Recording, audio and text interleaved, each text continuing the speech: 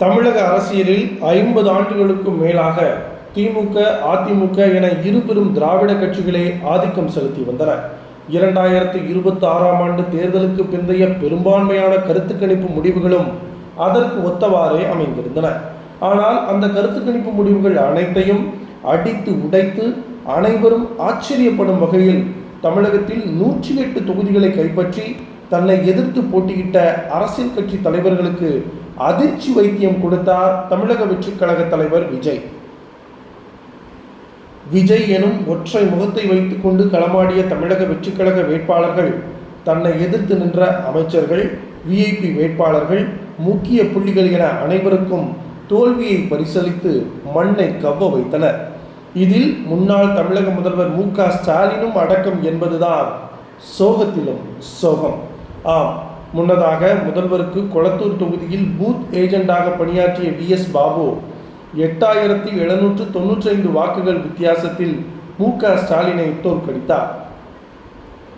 தேர்தலுக்கு முன்னர் தமிழக வெற்றிக் கழகம் எனும் கட்சி 1-2 இடங்களை பெற்றாலே பெரிய அதிசயம் என்று பேசிய மூத்த பத்திரிகையாளர்கள் இப்போது இது முழுக்க சினிமா கவர்ச்சியால் கிடைத்த வாக்குகள் என்று விமர்சனம் செய்வதோடு தமிழ்நாட்டு மக்களையும் சாடி வருகின்றனர்.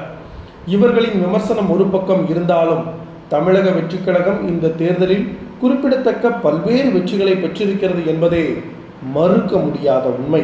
அந்த வெற்றிகள் யாராலும் புறந்தள்ள முடியாத வெற்றிகளாகவும் அமைந்திருக்கின்றன.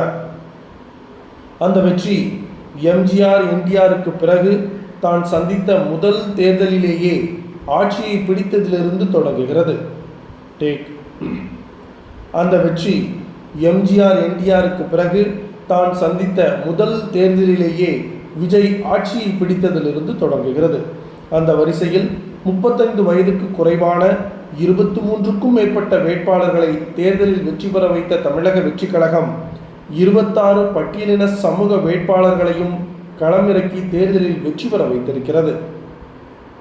இது மட்டுமல்லாமல் பல முக்கிய புள்ளிகளை எதிர்த்து பெண் வேட்பாளர்களையும் வெற்றி பெற வைத்த தமிழக வெற்றிக் கழகம் ஒரு கர்ப்பிணி வேட்பாளர், ஒரு மாற்றுத்திறனாளி வேட்பாளர், ஒரு டிரைவரின் மகன், ஒரு ஆட்டோ டிரைவர் ஆகியோரையும் தேர்தலில் களமிறக்கி வெற்றி பெற வைத்து ஆச்சரியப்படுத்தி இருக்கிறது.